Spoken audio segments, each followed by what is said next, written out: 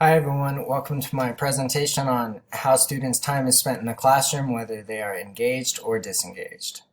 I'll briefly cover fake time, worry time, playtime, engaged time, and my own experience.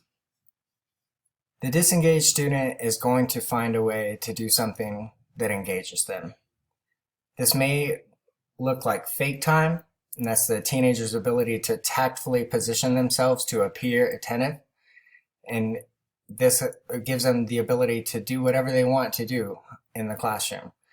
So they become a master of monitoring the classroom and knowing what's going on so that they can text or handle whatever business they have that's going on outside of the classroom without the teacher knowing.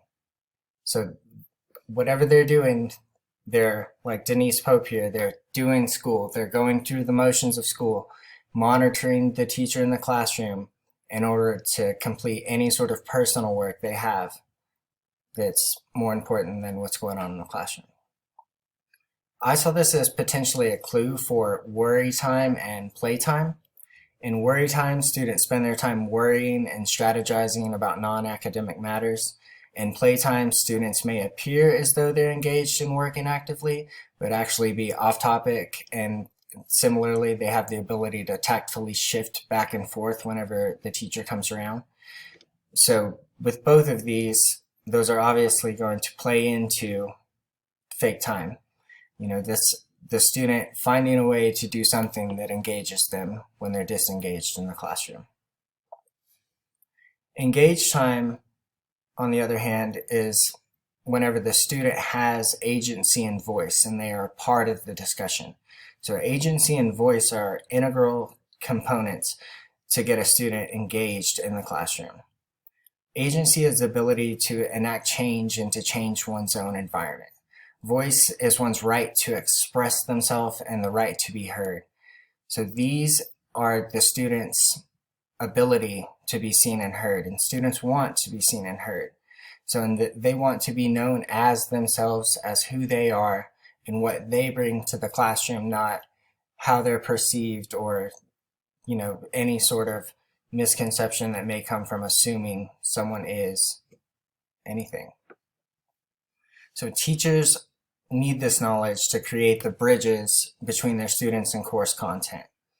This is the information that's crucial to create the connections. That's the experiences, the interests, the aspirations, needs, fears, and idiosyncrasies, the things that make people individuals. I did not have that experience in school. I saw myself as rather individualistic.